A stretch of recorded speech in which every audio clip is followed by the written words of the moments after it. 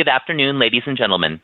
Thank you for standing by, and welcome to PTC's 2023 third quarter conference call. During today's presentation, all parties will be in a listen-only mode. Following the presentation, the conference will be open for questions. I would now like to turn the call over to Matt Shimao, PTC's Head of Investor Relations. Please go ahead. Good afternoon. Thank you, Josh, and welcome to PTC's 2023 third quarter conference call. On the call today are Jim Heppelmann, Chief Executive Officer, Kristian Talvitie, Chief Financial Officer, and Neil Barua, CEO-elect. Today's conference call is being broadcast live through an audio webcast, and a replay of the call will be available later today at www.ptc.com. During this call, PTC will make forward-looking statements, including guidance as to future operating results. Because such statements deal with future events, actual results may differ materially from those projected in the forward-looking statements. Additional information concerning factors that could cause actual results to differ materially from those in the forward-looking statements can be found in PTC's annual report on Form 10-K, Form 10-Q, and other filings with the U.S. Securities and Exchange Commission, as well as in today's press release. The forward-looking statements, including guidance, provided during this call are valid only as of today's date, July 26, 2023, and PTC assumes no obligation to update these forward-looking statements. During the call, PTC will discuss non-GAAP financial measures. These non-GAAP measures are not prepared in accordance with generally accepted accounting principles. A reconciliation of the non-GAAP financial measures to the most directly comparable GAAP measures can be found in today's press release made available on our website. With that, I'd like to turn the call over to PTC's Chief Executive Officer, Jim Heppelmann. Thanks, Matt. Good afternoon, everyone, and thank you for joining us. You probably noticed that we have some additional news regarding CEO succession to cover today, so I'll kick off with an overview of Q3, but skip the normal customer commentary to allow time for the succession discussion. I trust that many of you had a good chance to interact directly with customers at a recent LiveWorx event, and I hope that'll carry you for a while. Starting with Q3 results then, I'm pleased to report that in Q3, PTC again delivered solid results. As you know, we feel that ARR and free cash flow are the best metrics to assess the performance of our business. In Q3, we exceeded our guidance on both metrics, and today we are again raising our full-year ARR guidance midpoint, as well as our full-year guidance for free cash flow. As usual, I'll focus my discussion on constant currency results when discussing top-line metrics, and Kristian will outline currency effects later in the call. Starting with the top-line metric of ARR on slide 4, in Q3, we came in at $1.868 billion, which was above the high end of our guidance range and up 25% year over year. Organic ARR growth accelerated slightly to 14%. ServiceMax contributed the extra 11 points of inorganic growth to bridge us to the overall 25% growth rate. We passed the one-year anniversary of acquiring Codebeamer, so we're now counting Codebeamer in our organic ARR results. Though the manufacturing PMIs continue to indicate a sluggish environment globally, our top-line ARR continues to show good resilience. In Q3, we saw broad-based ARR strength across all product groups and geographies, and our churn results remain good.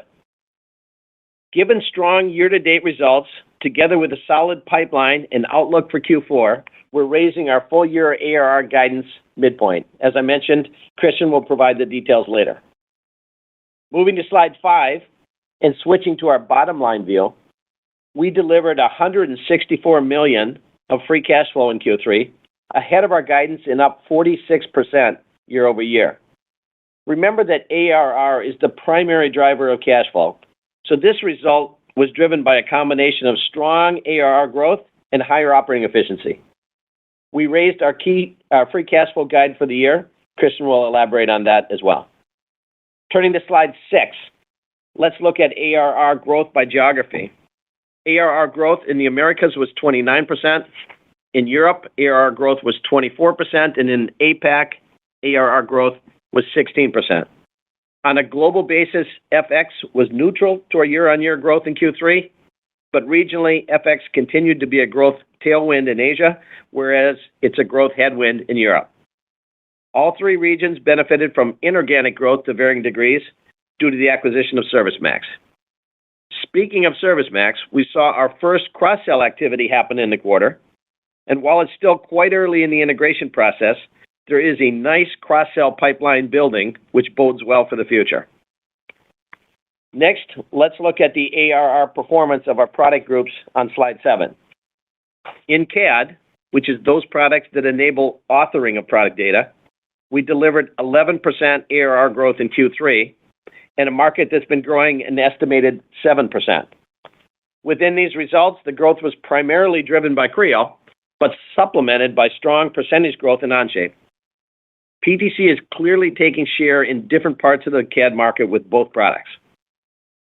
In PLM, which includes those products that enable data and process management, our ARR growth rate in Q3 was 36%, or 16% organic, with the incremental inorganic growth coming from ServiceMax. In PLM, we continue to significantly outperform the market, which has been growing an estimated 8% in core PLM. ARR growth for PLM in Q3 was primarily driven by Windchill, supplemented by strong organic percentage growth in ALM and SLM. Clearly, we're taking significant share in the PLM market as well. Turning to slide 8, I want to double-click on our ARR growth strategy because we've been fielding many investor questions regarding how we've been able to perform so well on the growth front as compared to peers, and whether this differential growth is sustainable. Some investors think we've shifted from one growth strategy to another over the years, but we see it very differently. In our view, we have consistently layered new growth strategies on top of existing growth strategies to create additional tailwinds that fuel faster growth. Let me explain.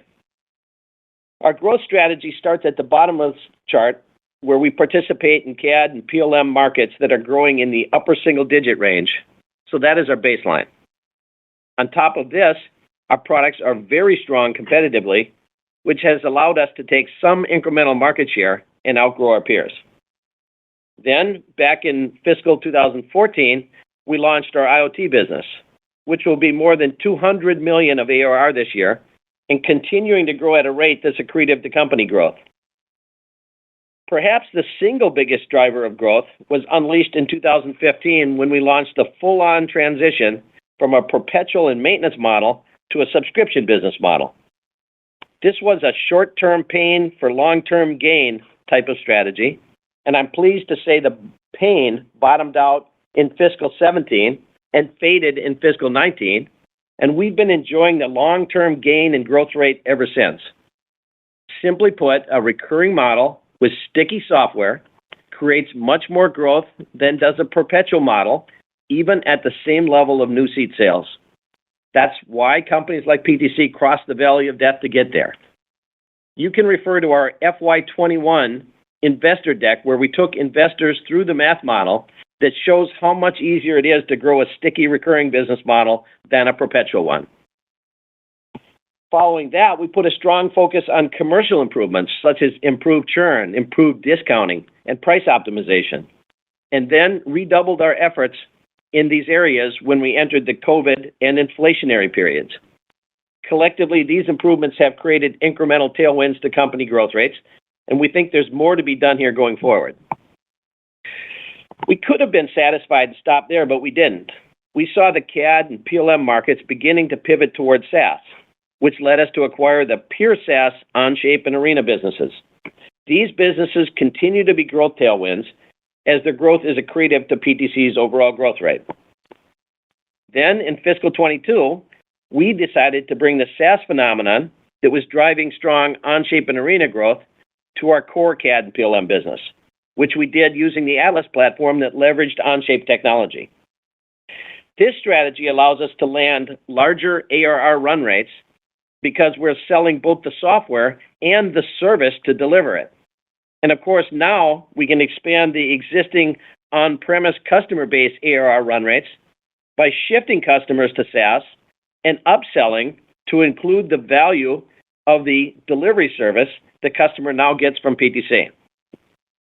Frankly, this growth driver is in its early stages, and its impact is minor right now compared to what it promises to contribute in the coming years. Because we already enjoy strong growth independent of this SaaS driver, you should consider that SaaS is not our growth strategy per se, it's just another tailwind that helps in our quest to drive our growth rates higher. Finally, during fiscal 22 and 23, we made smart acquisitions like Codebeamer for the ALM part of our PLM strategy and ServiceMax for the SLM part of our PLM strategy. On a standalone basis, these businesses are growing faster than PTC, and of course, these growth tailwinds will increase as we further develop the cross-sell synergies we're pursuing. Cross-sell is already becoming meaningful for Codebeamer now and looks very promising for ServiceMax, where we're still quite early in the process. So when an investor asks, what is driving the 14% organic growth that PTC is reporting this quarter, the answer really is all of it, except, of course, ServiceMax, which is not yet factored into the organic calculation, but will be in a few quarters. For those who question whether this level of ARR growth is sustainable, I'd first like to point out that fiscal 23 will be the 7th consecutive year of double-digit ARR growth across good macro setups and bad, and indeed ARR growth has generally been accelerating over that time as more of these growth drivers came into play. I'd also point out that several of these drivers should be more impactful going forward, whereas none of them show signs of fading away. The sluggish macro no doubt has cost us a small amount of growth here in fiscal 23, but past history suggests we'll get it back when macro conditions improve. Bottom line is we feel very confident that PTC is positioned to deliver sustained double-digit ARR growth at or near the top of our peer group. Most importantly, please keep in mind that it is ARR, not revenue, that drives free cash flow at PTC. On the subject of free cash flow, then, let's turn to slide 9, where I'd like to double-click on the dramatic increase in margins that we've been driving, which raises similar investor questions of how and for how long. Our strong margin expansion, best measured using our operating efficiency metric, starts with the bottom 4 strategies we've been driving for many years. The first and biggest expansion driver has been the mix shift from professional services to software. Before this transformation, our revenue had a roughly 25% mix of low-margin professional services, whereas currently we're at about 7% professional services mix on our way to a 5% mix, thanks to the recent arrangement to sell a portion of our professional services business to ITCI in the form of DXP services. In turn, the large system integrator partner ecosystem we built has become a critical part of our growth strategy, as SIs help create software demand in order to drive demand for their own services. We've been backfilling the low-margin services mix with high-margin software all along, and by the time we get to our 5% services mix target, the cumulative effect of this mix shift will be about 10 points of margin expansion. We feel the negative impact to revenue growth from declining services revenue over the years has been more than justified by the positive impact of the higher profit software mix to our margins and free cash flow. Said differently, the quality of PTC's revenue has increased dramatically. At the next level, a second big driver of margin expansion has been our go-to-market improvements, which have dramatically increased the productivity of our sales force over the years. In particular, our development of a strong cross-sell muscle has been very helpful to sales productivity, and naturally we leverage this key strategy whenever we bring acquired products into the mix, like Codebeamer and ServiceMax. The third big driver in this group is our R&D offshoring program, which allows us to maintain relatively rich resourcing against more moderate spending levels. We tend to have a higher degree of offshoring than peers, and we have consistently proliferated this strategy across our portfolio and into acquisitions that we make.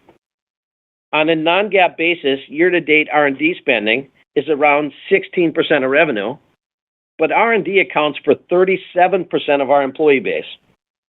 Our largest offshore site is the PTC R&D Center in India that will celebrate its 30th anniversary next year.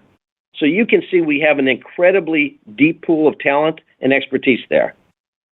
The fourth item to point out is the portfolio rebalancing we do as part of our planning every year to ensure that our resources are best positioned to drive growth while maximizing profitability.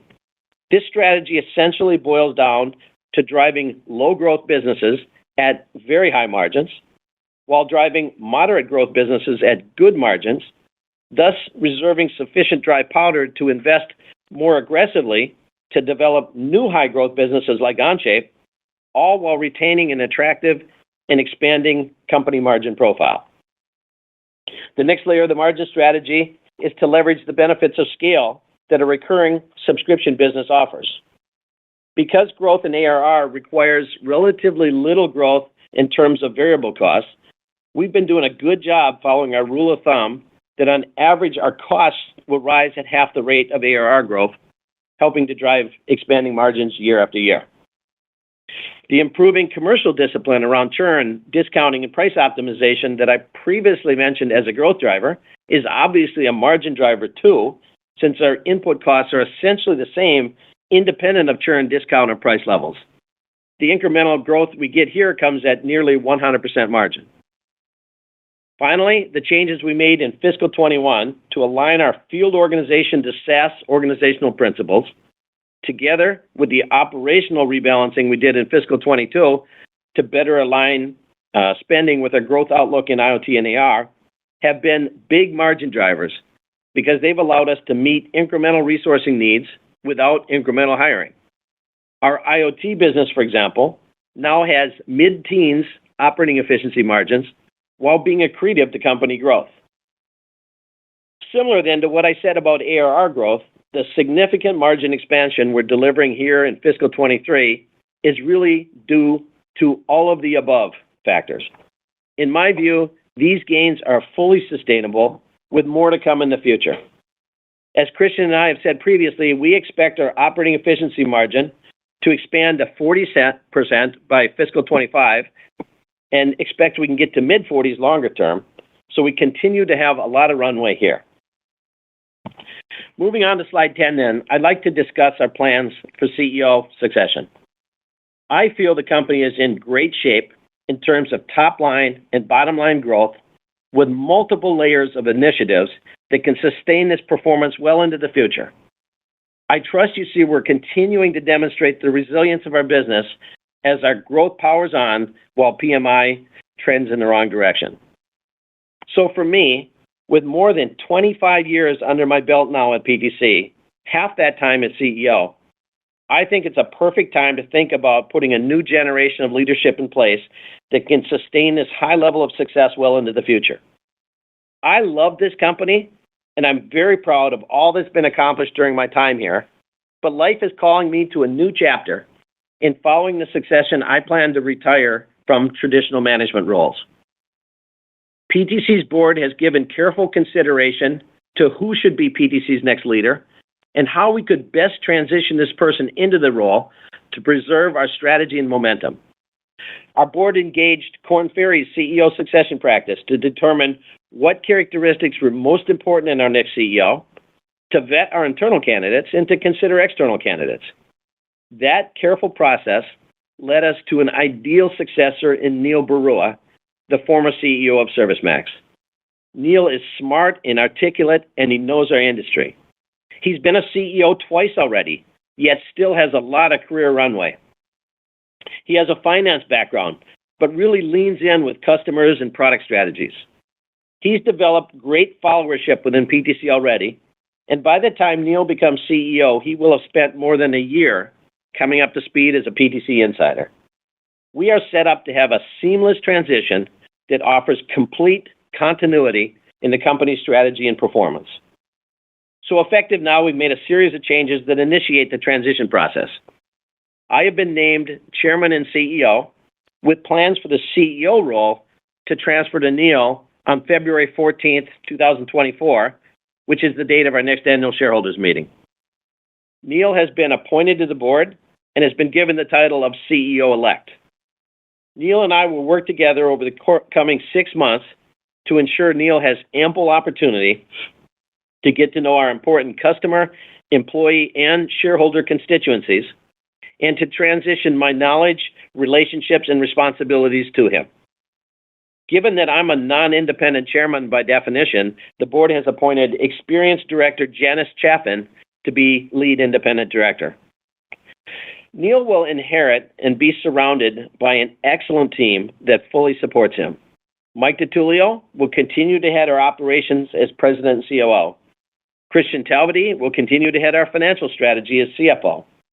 Likewise, other PTC executives, such as our Chief Product Officer, Chief Technology Officer, Chief Strategy Officer, Chief Legal Counsel, and Chief Human Resources Officer, will remain in place throughout the transition and beyond. This transition should be very smooth. The bottom line is that the board chose a great successor whom I fully endorse and who has the support of the entire team. I'm very happy for Neil, and for myself, I might add, that we could find such an elegant way to transition PTC leadership into what promises to be an exciting and successful next phase for the company. With that, I'd like to turn to slide 11 and ask Neil to spend a few minutes introducing himself before we move back to Christian for additional commentary regarding results and guidance. Neil? Thanks, Jim. Hello to everyone listening. It's great to be on the call today. PTC is a terrific company, and it's an honor to be named PTC's next CEO. I want to thank the board for running a thoughtful succession planning process and for the vote of confidence they placed in me.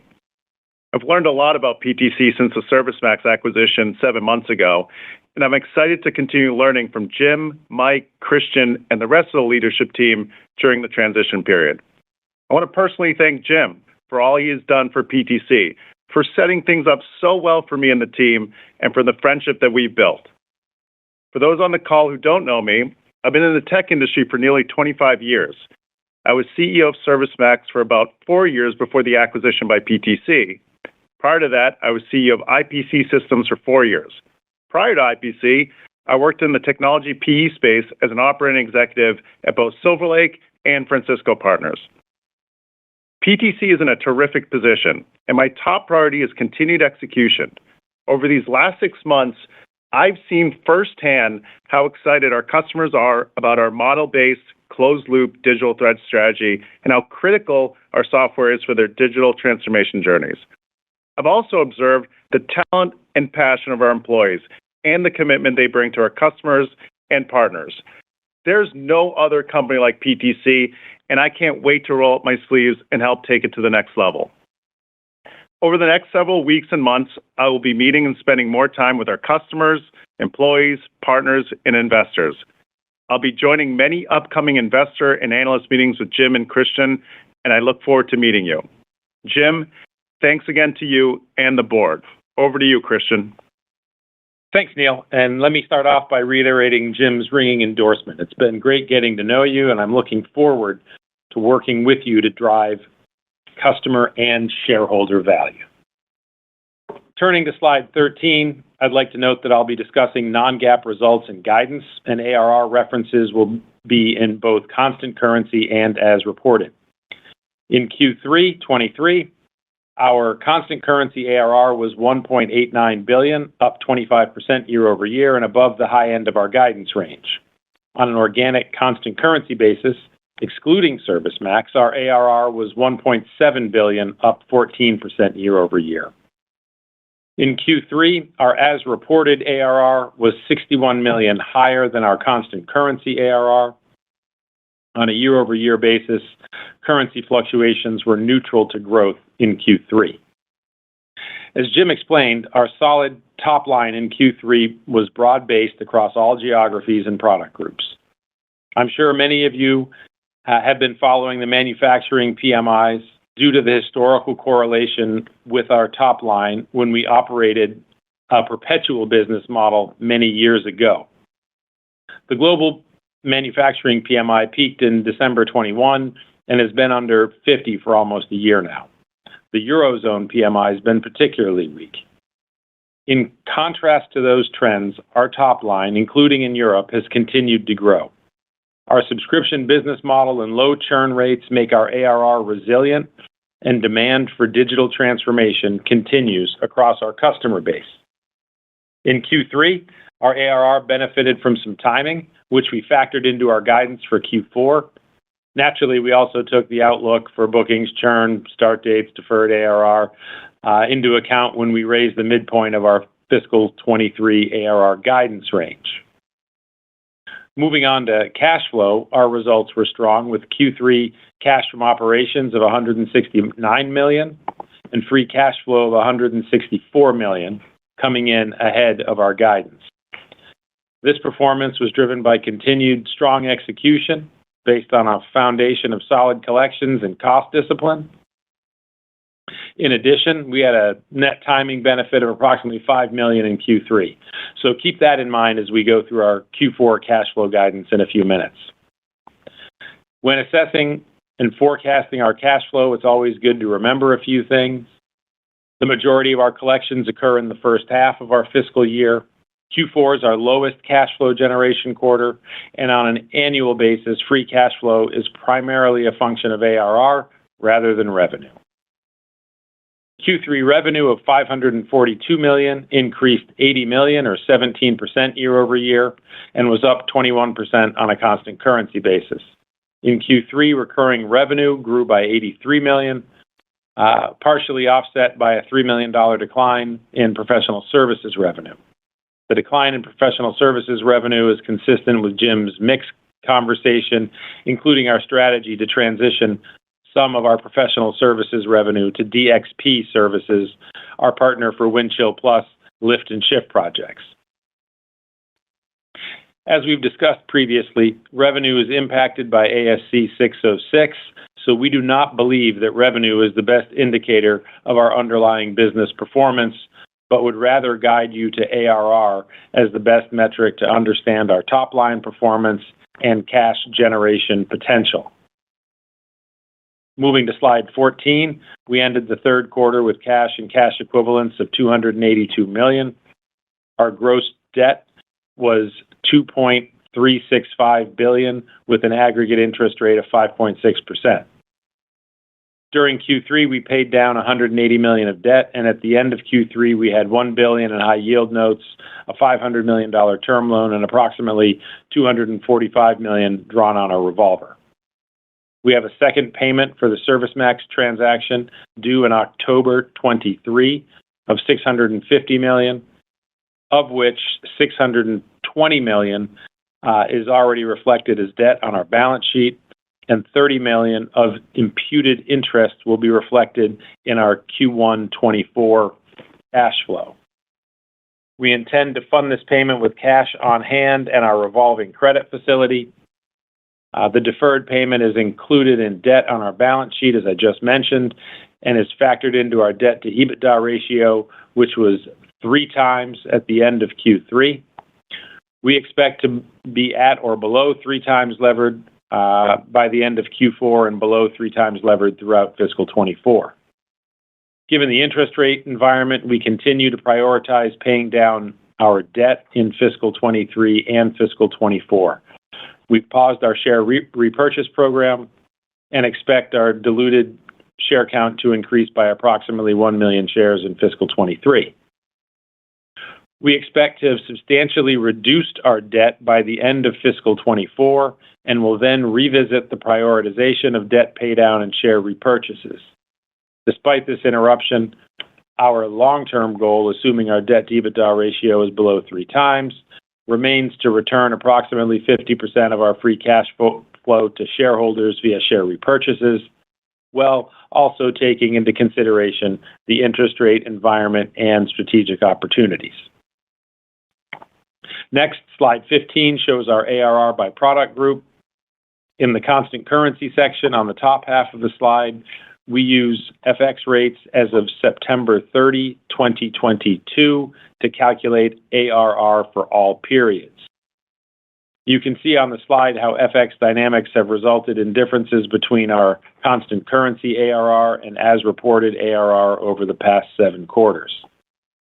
Based on exchange rates at the end of Q3 23, our as-reported ARR at the end of fiscal 23 would be higher by approximately $64 million compared to the midpoint of our constant currency guidance. We report both actual and constant currency results, and FX fluctuations can have a material impact on actuals. But remember that we provide ARR guidance on a constant currency basis. If exchange rates fluctuate significantly between the end of Q3 and Q4, the impact to our as-reported ARR would also change. We believe constant currency is the best way to evaluate the top-line performance of our business because it removes FX fluctuations from the analysis, positive or negative. With that, I'll take you through our guidance on slide 16. For all ARR guidance amounts, we are using our constant currency FX rates, which again are as of September 30, 2022. For fiscal 23, we expect constant currency ARR of $1.935 to $1.95 billion, which corresponds to constant currency ARR growth of 23 to 24%. We raised the low end of our guidance by $10 million, so the midpoint of our ARR guidance is up $5 million. On cash flows, we are again raising our fiscal 23 cash flow guidance. We're now targeting cash from operations of approximately $605 million and free cash flow of approximately $585 million. As I pointed out last quarter, I think it's worth highlighting that we're raising our cash flow guidance for the year, while we have also been increasing investments in select growth opportunities for our business in the back half. The important point is that the resilience of our business model enables us to maintain core long-term investments, even in a turbulent macro environment. In addition to that, as a baseline, we adjust shorter-term investments accordingly, given our business performance and outlook. The result is solid and consistent cash flow growth. We maintain consistent billings practices, and we've optimized our processes around billings and payments over the past 2 to 3 years. Because of this, the quarterly seasonality of our free cash flow results has been very consistent over the past 2 years, and we're on track to deliver similar quarterly linearity in fiscal 23 as well. For Q4, we're guiding to free cash flow of approximately $42 million. We expect approximately $2 million of CapEx in Q4, and therefore our cash from operations guidance is approximately $44 million. Note that we made acquisition and restructuring related payments of $11 million through the first 3 quarters of the year, of which $3 million was paid in Q3. And we plan $11 million of payments in Q4, which we've also factored into our free cash flow guidance. Going forward, we also plan to provide full year and quarterly guidance for both revenue and EPS.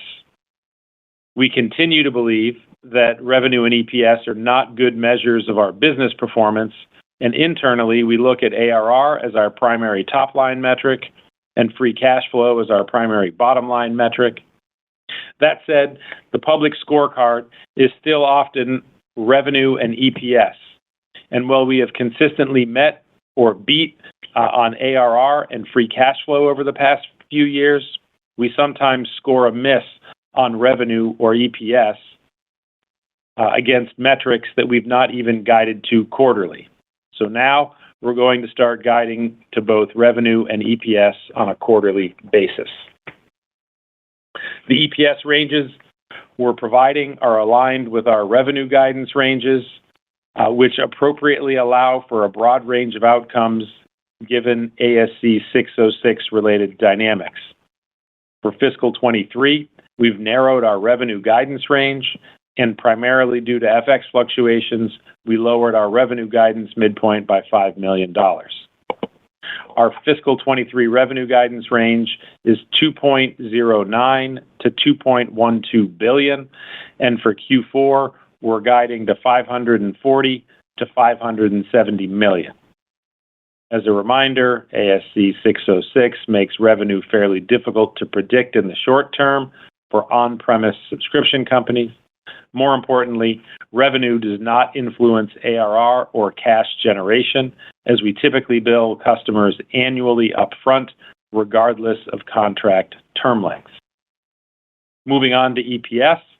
For fiscal 23, we expect GAAP EPS of $2.14 to $2.45, and non-GAAP EPS of $4.07 to $4.38.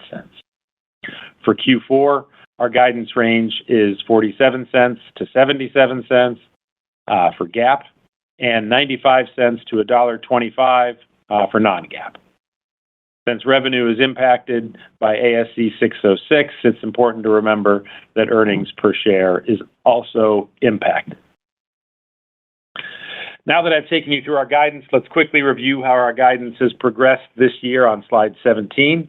First, looking at ARR, as you'll recall, when we began fiscal 23, we had a constant currency ARR growth range of 10 to 14%, given the uncertain macro environment.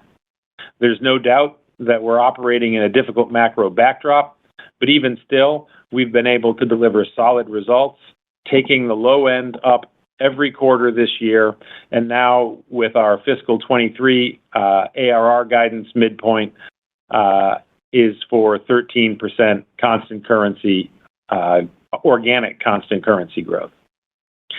As we begin to think about next year, while we're not guiding fiscal 24 at this point, I think it's safe to assume that we will weigh our end market opportunity, pipeline, momentum, and also try to consider the macro environment at the time. Assuming the current macro environment continues, I would not be surprised to see an ARR guidance set up similar to this year going into next year. And much like this year, I would think that we would expect to deliver a free cash flow result within our previously guided fiscal 24 range, regardless of the ARR outcome for the year. In a environment, we'll be more judicious with our spending, and in a more favorable top-line environment, we are likely to invest more in the business. Because of the stability of the business model, we have a lot of room to match run rate top-line inflows, our cash generation, with run rate expense investments, which are primarily headcount and COGS expenses related to SaaS delivery. I think we have proven that we will actively manage our investments in line with the macro and momentum, business momentum we're seeing. Looking at our free cash flow guidance progression, we've been able to raise our guidance every quarter this year. We started the year guiding for 35% free cash flow growth, and we're now guiding to 41% growth. Turning to slide 18, here's an illustrative constant currency ARR model. You can see our results over the past 7 quarters, and the column on the right illustrates what's needed to get to the midpoint of our constant currency ARR guidance for Q4 of fiscal 23. Because our ARR tends to see some seasonality, the most relevant comparison is the sequential growth in Q4 of 22. The illustrative model indicates that to hit the midpoint of our Q4 23 guidance range of $1.943 billion, we need to add $75 million of ARR on a sequential basis. This is $1 million less than the $76 million we added in Q4 of fiscal 22.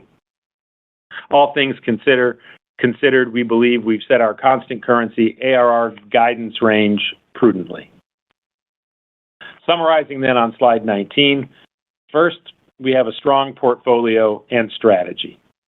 This year, we've expanded our clear category leadership role in PLM, which has become a technology backbone for digital transformation at industrial companies.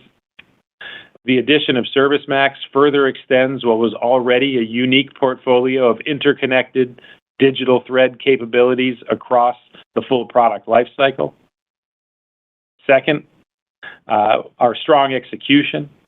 With organic growth at double-digit levels already, We're in the early days, but executing well against a major on-premise to SaaS transformation that should provide a multi-year growth tailwind. And as Jim explained, it's a massive oversimplification to focus only on SaaS as the growth driver for PTC. We continue to benefit from the cumulative layers of PTC-specific growth drivers, including driving customer expansion through cross-selling our unique portfolio. Third, we have a well-earned reputation for driving margin expansion that goes back more than a decade.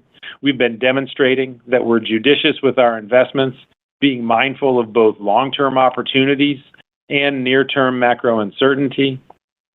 From a cost and operational perspective, we're lean, and a continuous improvement mindset is part of PTC's culture. Fourth, with the organic ARR growth in the low teens juxtaposed against PMIs that are generally in the mid-40s, I trust you would agree that we're actively demonstrating that our business model is very resilient. Our top-line growth and bottom-line profitability are approaching peer leadership levels. And finally, we're led by a team that has deep expertise and a proven ability to drive growth and margin expansion. For sure, the environment around us will continue to change, and we will continue to adapt accordingly, while still pushing the envelope of what we can do for our customers. We're continuing to make progress towards our midterm guidance targets. In a challenging macro environment, we've been able to deliver solid ARR growth year to date in fiscal 23. We have confidence in continued double-digit ARR growth and our free cash flow target for fiscal 24, despite the macro uncertainty that continues to persist. We feel good about our midterm growth aspirations and cash flow targets as well. With so many positive trends going our way, we continue to believe PTC has a tremendous opportunity to continue to drive shareholder value. So with that, I'll turn the call over to the operator to begin Q&A. At this time, if you would like to ask a question, please press star followed by the number 1 on your telephone keypad. We ask that you please limit yourself to one question only. If you have additional questions, please return to the queue. Thank you. Your first question comes from the line of Jason Celino with KeyBanc Capital Markets. Your line is open. Hey guys, lots to unpack here. Jim, it looks like we have a couple more quarters with you, so I guess this isn't goodbye yet.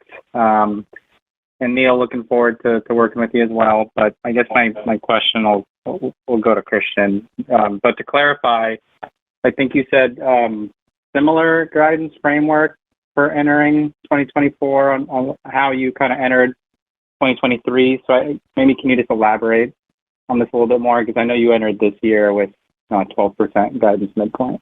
Thanks. Yeah. So, hey, Jason, first of all, and thanks for the question. I think the point that we're making without really guiding for fiscal 24 yet, let's get through 23 and actually see what the macro looks like and what the pipeline and everything actually continues to shape up to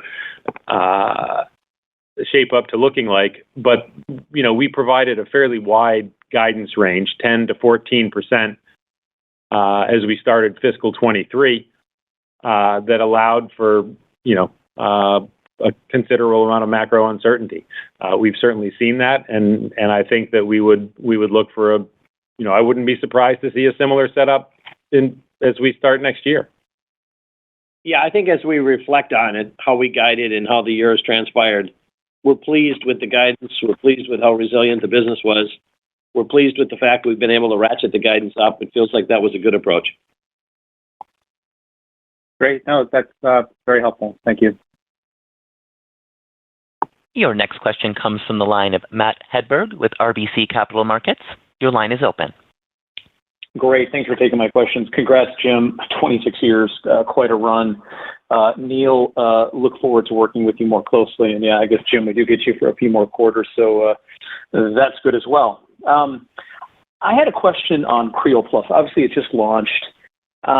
curious on some of the initial customer feedback, and really then once you start to get more data, do you suspect that we'll see similar upsell to what you're seeing with Windchill Plus, which I believe is somewhere in the neighborhood of 2x uplift?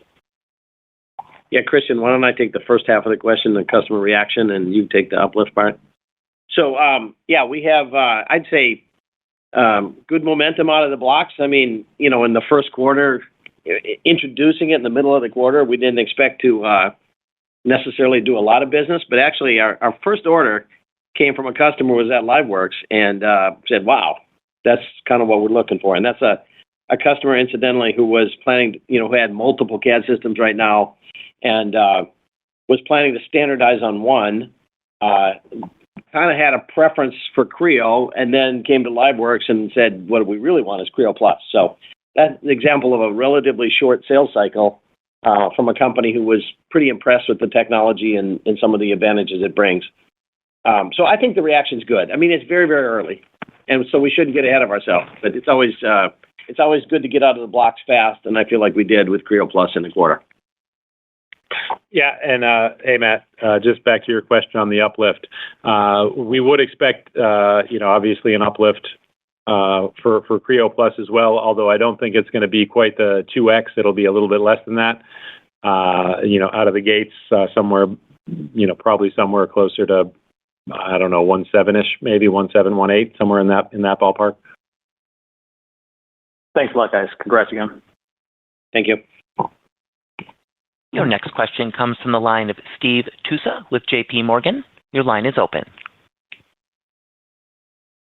Hey, guys. Good evening. Hi. Congrats to both of you, Jim and Neil. Jim, didn't work with you for very long, but quite a run for sure. Well, thank you. Not all. Christian.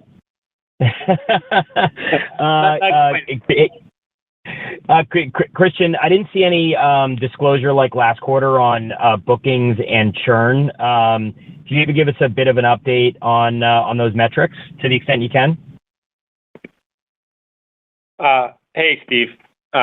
So actually, we're trying to stay focused on ARR and free cash flow and really ARR and sequential ARR and thinking about that framework.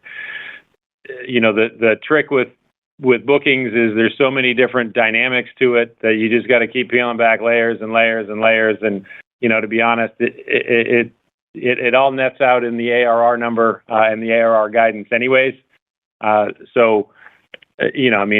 we evolve this, this guidance process, I think you'll remember what we said last quarter about expectations and where we think that would land us for the full year. Obviously, now we took the low end up for the full year. We mentioned some timing issues. You obviously saw that we beat the sequential ARR or the ARR guidance for Q3. So I think all that nets out in how we're feeling about the business and the pipeline from that perspective. And I guess the 11 to 14 you mentioned as like a good framework. Is that an organic constant currency metric that you're talking about? Yeah, it was actually 10 to 14, and yes, that would be organic constant currency. Okay, and then one last one, just on the new guidance for EPS and revenue. That was something that you guys chose to do, not something that I don't know. That was something like more of an IR kind of strategic discussion as opposed to something else. Yeah, that's exactly right. Again, really, the way that we look at the business is ARR and free cash flow. Revenue is very volatile, not necessarily for performance reasons, but for accounting reasons. And it really doesn't tell you anything about the performance of the business in any given quarter, or even trended, just because, varying term lengths cause so much volatility that you actually can't really use revenue and therefore really the full P&L as a barometer of business performance. But that said, we also recognize that the investment community, when doing comparative analysis and so on, does actually still refer to revenue and EPS. And as I said, there's a scorecard out there, and we look at the ARR and free cash flow scorecard and say, hey, great, we're actually doing good. We're meeting or beating expectations. And then on revenue and EPS, where we don't provide quarterly guidance and everybody's left up to their own devices to divine, what that might be on a quarterly or quarterly basis for revenue and EPS. Sometimes we miss on the scorecard. We score a miss. And so we're really just trying to be more proactive about that and provide some of our color to just if I could, to kind of reiterate some points. We don't think these are meaningful metrics. We'd prefer not to miss them anyway. So we're going to give you some guidance. We're going to give you some guidance to help you set your targets in the right place. Jim's always much makes more. A ton of sense. makes a ton of sense. Congrats to all you guys again. Thanks. All right. Thank you, Steve. Your next question comes from the line of Matthew Broome with Mizuho Securities. Your line is open. Thanks very much. And congratulations to Neil on your appointment, and of course to Jim on your retirement. You'll certainly be missed. In terms of the timing benefit to ARR, just how big was that benefit, and what was the reason for that?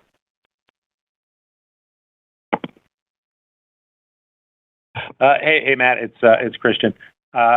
So the timing benefit was was a few $1 million, and it just has to do with when contracts are actually getting signed.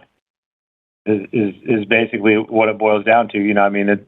The deals are being worked for in many cases many months, and it just has to do with that really. Yeah, it's this start date phenomenon that Christian always talks about. Sometimes it's pretty typical that we sign a contract in this quarter. Sometimes it starts in this quarter. Sometimes it starts next quarter. Sometimes it then ramps or not. So just what we call in-quarter starts. If it started in Q3 rather than Q4, well, it helped Q3, but then it came out of Q4. So that's really what we're talking about. Got it. And then, sorry, if I could just maybe quickly ask, just in terms of this year's constant currency organic ARR growth guidance of 13%, how sustainable is that level of growth sort of going forward into FY24? Yeah, again, we're not really going to guide fiscal 24 at this point, but we have, mid-teens growth aspirations over the midterm. I think that Jim did a great job kind of outlining a lot of the various growth drivers that help stack up to, delivering on that kind of growth. Then you have to overlay the macro and understand, how that's impacting in any given period. But as we said, I'd be surprised if we had I wouldn't be surprised if we had a similar, guidance set up to last year. So we think that, whatever low to mid-teens growth is sustainable. All right. Thanks again. Your next question comes from the line of Adam Borg with Stifel. Your line is open. Awesome. Thanks so much for taking the question. Maybe just on the macro, Jim, I know you didn't want to talk, or Christian didn't want to talk explicitly around bookings trajectory in the quarter, but maybe you could talk a little bit more about the macro overall, how sales cycles changed in the quarter, and any changes by geography or vertical. Yeah, I think we can talk about it. I think at a high level, in the past several quarters, 3 quarters probably, we've talked about SMB being a challenge, China being a challenge. I think that continues. Particularly pockets of SMB, our arena business is not at the growth level it was previously. but that's not new news. That's kind of been here for multiple quarters already. And I think in Europe, we're actually surprised at how well we're doing, given, some of the macro data points, the PMIs, stuff like that. So it's sort of the same story as before. Inside an uncertain environment, there's a few pockets of weakness. Most of the geos and products are kind of doing just fine, and then there's some real pockets of strength too. Like we've said before, aerospace and defense, for example, happens to be a pocket of strength. Medical device happens to be a pocket of strength. So, it's kind of a mixed bag. I think it nets out for the year to less favorable than I want to be. And, I said we did slow down a bit. I mean, we exited last year with 15% growth, and this year at the midpoint we're calling 13, but the year's not over. So, it could be we lose a point and a half of growth this year, 2 points maybe, I don't know. But I tell you what, that's pretty darn good in this environment. And it's certainly better than any of our peers are able to do in this environment. So we feel proud about it and feel confident going forward that this is a very growth-oriented, sustainable, resilient business. And it's not likely to change dramatically from that. And one other thing I'd say, we've also experienced in the past that when there's a slowdown, for example, in some of these pockets, like let's say arena, when the environment improves, we get a surge. As all that business comes trickling in now, because people have authorization to go, forward with this project they've had sitting on the shelf for a while. So, we saw this in 2009. We saw it in 2020. 2020 Q2 and Q3 were pretty weak, and we had a blockbuster Q4 and kind of made up for all of it. So I also think our view is probably when the environment improves, and I'm not sure when that'll be, probably we'll get a surge of strength as some of these projects that have been held back by the customers get funded again. Great. Thanks so much. Your next question comes from the line of Jay Vleeschauer with Griffin Securities. Your line is open. Thank you. Good evening.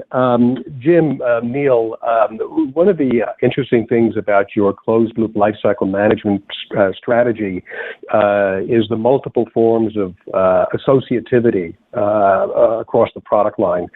And with that in mind, and at the risk of asking which of your children do you favor the most question, what do you think is the next big thing in closed-loop lifecycle management? Is it PLM and ALM, PLM and SLM? Is it perhaps CAD and simulation and SPDM, or all of the above? But how do you think about where the next big thing in terms of incremental growth or share might be?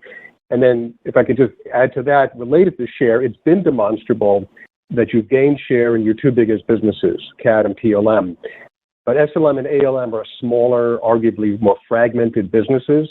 So how do you think about gaining share in both of those? Yeah, I think I'll take that one, Jay. It's probably not fair yet to pin that one on Neil, but maybe on the next call. But for this call, I'll take it. So I think, first of all, I don't want to pick one thing, and that's kind of a message here, is it's not like there's one good thing happening at PTC. There's a whole stack of good things. But nonetheless, I think you would agree we have a very strong PLM position, and we've been taking share for years with PLM. In fact, you suggested we went from third place to second place, and then I think we've gone to first place. So PLM is a strength, and I don't see that dying anytime soon. Now, that said, we acquired a real strength in ALM with Codebeamer, and that is a hot market, particularly in some places like automotive, which is a massive industry. I think most of you know there's 3 to 4 software engineers per mechanical engineer in automotive development right now, across all companies. So that's a hot place to be, and we have a hot product in Codebeamer. And then I'd say in SLM, we have an offering that's pretty much unmatched, and particularly so when you take ServiceMax, the strategy we outlined at LiveWorx, ServiceMax with Arbortext, with Servigistics, with ThingWorx IoT, with Vuforia AR. There's just nothing to go against that, frankly, and certainly not anything model-based closed-loop lifecycle. I mean, the nearest thing we could point to in a competitor there would be like IFS, which is kind of a Swedish mainframe company. not really Dassault or Siemens or anybody like that. So I think we have some real strengths, but again, I don't think there's one. I think we have a portfolio of advantages we've been developing and will play out in our favor. Okay. So, Jim, given your long tenure, I was going to ask you about something you mentioned to me in 1999, but it can wait. We'll save it for next time. Yeah, Jay, my tenure is almost as long as yours. Okay. Thanks, guys. Yeah, thank you. Your next question comes from the line of Joshua Tilton with Wolfe Research. Your line is open. Hey guys, thanks for sneaking me in here, and congratulations to both of you. Jim, you mentioned you have a hot product with Codebeamer. We keep hearing nothing but positive things. Any chance you could just give a little bit more color on how it performs in the quarter? And I understand that it's officially organic, but Christian, maybe just any sense for how it contributed to ARR this quarter and what you guys are baking in for its contribution in 4Q. Thanks. Yeah.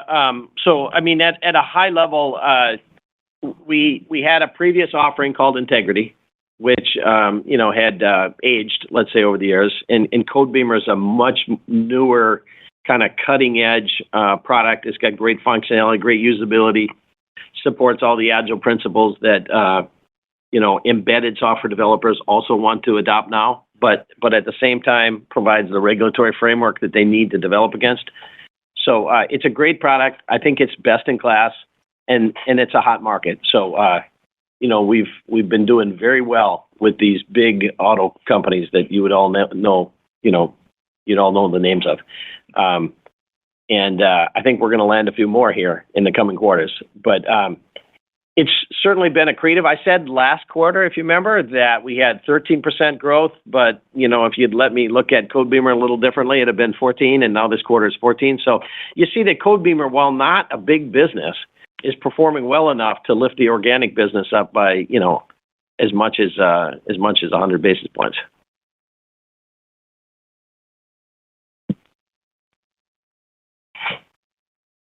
Your next question comes from the line of Ken Wong with Oppenheimer. Your line is open. Great. Thanks for sneaking me in as well. So this question, I'm not sure if it's kind of appropriate at this stage, Neil, but I mean, Jim's established a pretty well-deserved reputation for delivering on cash flow and EPS in a past life. I guess as you kind of think about your background, how you look at the business, would you characterize yourself as having more of a growth or margin tilt? Ken, thanks for the question. Appreciate it. And, as way of backdrop and a reminder, I've been at PTC getting myself very much embedded here for the last 7 months. And so spending meaningful time here in Boston, moving the family out in the next few weeks out here. So the point being, I've got a really good context so far of the business. Clear in this transition with all the great things Jim's done with this great executive team, I'm going to get to know the business a lot better. But that being said, I've been part of the framework with the executive team building the near-term and long-term plans for the business and feel really confident about what we have put forward based on the momentum, based on what I see. I am very much supportive of how KT has put together his free cash flow framework around the levers we have around the resilient business and the layer cake growth opportunities we have that Jim articulated. So from a perspective of me being new, it's actually me having spent meaningful time here, making sure I was comfortable with the things that we heard on the call and the go forward perspective of the business. So feel good about that with the layer cake growth strategy, as well as a very disciplined approach to make sure free cash flow is something we stay very much focused in on. And I can add, to give him some kudos here, he's ahead of plan on the free cash flow of ServiceMax. So he gets it. And you know that cash flow comes from growth and careful application of spending, and he's ahead of plan. And demonstrated the EQ not to answer the previous question about which of Jim's children do you like the best. Appreciate the insights, guys. Your next question comes from the line of Daniel Jester with BMO Capital Markets. Your line is open. Great. Thanks for taking my question. So congratulations on the first cross-sell of ServiceMax, which I suspect on a different call might have been highlighted more in your opening remarks. Maybe you could just spend a minute sort of providing a little more context on how that deal came together. And as you think about accelerating the cross-sell opportunity, any sort of learnings or strategic, adjustments you've made as you got this first deal across the door? Thank you. Yeah, great question. And the children over time will be constructively across the whole digital thread. But in this regard of ServiceMax and SLM, the cross-sell value that we're seeing and the momentum that we're building, and a material deal that we closed out this past quarter was an evolution of a already significant customer of PTC for a number of years. And quite frankly, for the last 3 years, we've been trying to win it as a standalone business at ServiceMax.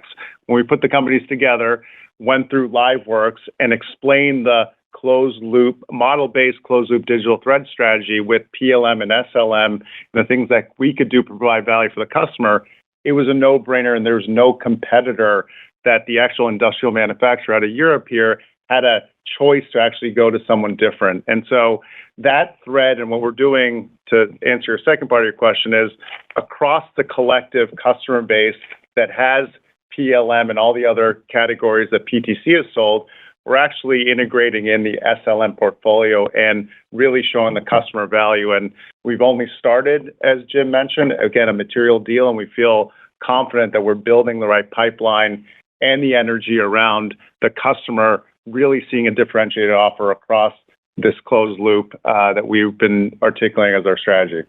Yeah, and I think that one was fortunate because LiveWorx made the light bulb come on, and then we had a very short sales cycle. So I certainly hope we can have other such short sales cycles. That's atypical. But I think the light bulb went on for a lot of companies at LiveWorx. There was a lot written about it if you've seen that. So it was great support for the concept of, the physical and digital, the closed loop, model-based closed loop product lifecycle management concept. So I'm very optimistic, and there are numerous deals in the pipeline. They just didn't happen to close quick enough to get done in the quarter. Great. Thank you very much. Your next question comes from the line of Saket Kalia with Barclays. Your line is open. Awesome. Hey, guys. Thanks for taking my question here, and congrats, Jim and Neil, on your respective next phases. Thank you. For sure. Listen, most of my questions have been answered, but maybe one for Christian. Anything to note on pricing here, Christian? I know the last couple of years have been responsive to the macro backdrop, right? Like, not necessarily, using that as much during tough times, also responding with inflation during more inflationary times. Anything to note more recently on pricing, or how you're thinking about pricing going forward? Yeah. Hey, Saket. Thanks for the question. I do think, as the CPI continues to trend down, and we start to see a little bit more stability in the overall macro environment, that'll also be reflected in pricing strategy. So, I would expect that we would see normal, kind of normal price increases, again, absent some extremely abnormal, macro situation. But that's what I would expect we'd start to see more normalized pricing action. Similar to what we did, similar to what we've done prior to COVID. Understood. Thanks, guys. Your next question comes from the line of Andrew Obin with Bank of America. Your line is open. Yes. Hi, how are you guys? Good. Hey, Jim, Neil, congratulations on the transitions. Thank you. Just a question. I know you guys have a number of AI offerings. I think Creo generative AI design. I think Vuforia expert capture, I think, uses some AI. I think AI within ThingWorx. You had this for a while. Are you getting more customer inquiries, given we're in this AI news cycle, and is this enough to start moving the needle? Yeah, I don't think it's ready to be a layer in the layer cake yet, Andrew, but it could head that way. Because certainly there's a lot more industry buzz, a lot more people saying, what should we be doing? A lot of engineers saying, what does AI mean to engineering? And there's a lot of work going on at PTC, as you would expect, saying, what else could we do? And of course, there's two dimensions of that. What can we do in our products so we create more value for our customers?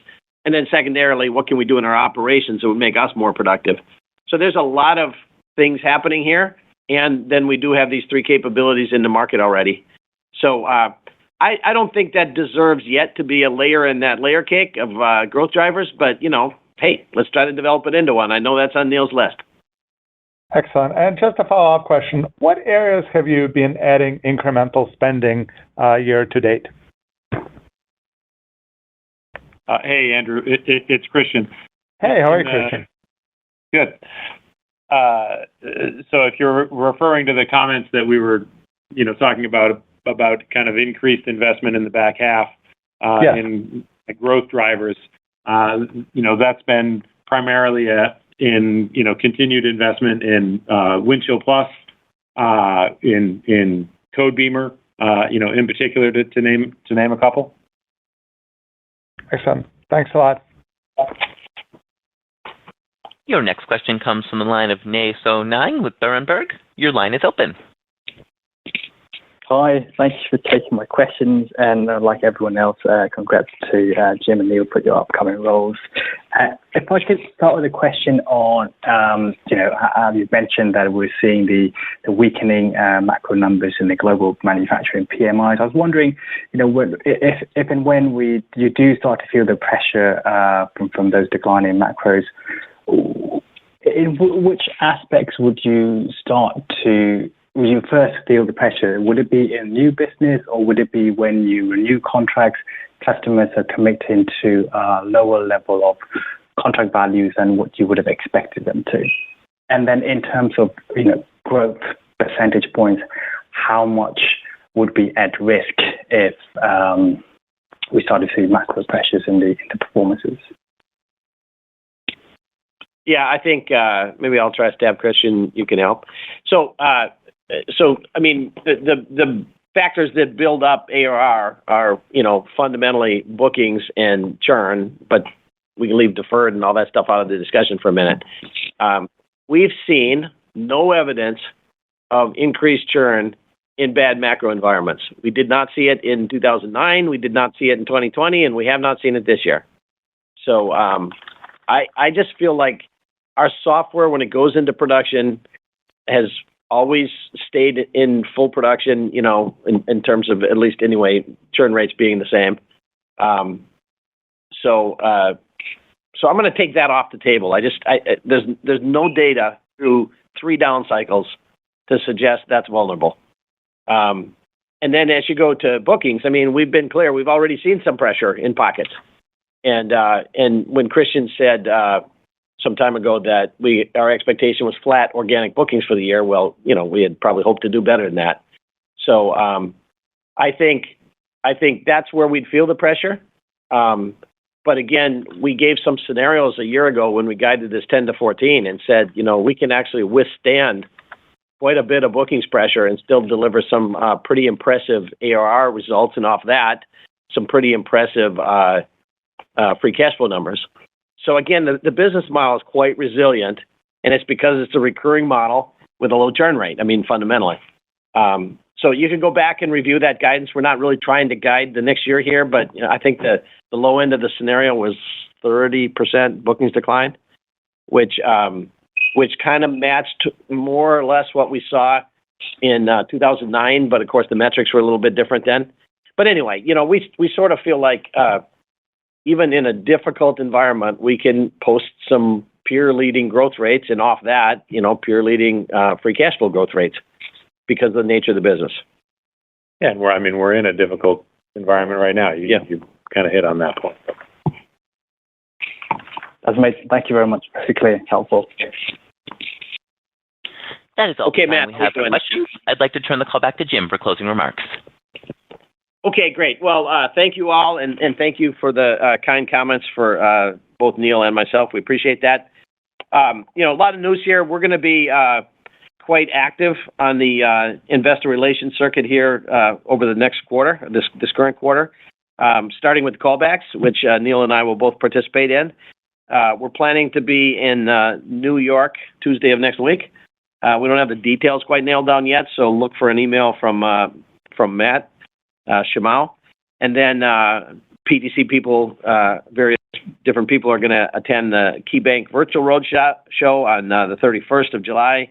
We're going to the KeyBank Annual Technology Leadership Forum in Vail on August 7th. On the 28th, we're going to be at the Stifel Tech Executive Summit in Deer Valley. And we're going to as well be at the Citi 2023 Global Tech Conference in New York City on September 6th. So you'll have ample opportunities to talk to us. We're looking forward, lots of good stuff happening in the business. We think this CEO succession is good and healthy and careful and will be continuous. And everybody's happy about it. So thanks a lot for your time, and appreciate the support, and look forward to seeing you on the road or at the next earnings call, as the case may be. Thank you. This concludes today's conference call. You may now disconnect.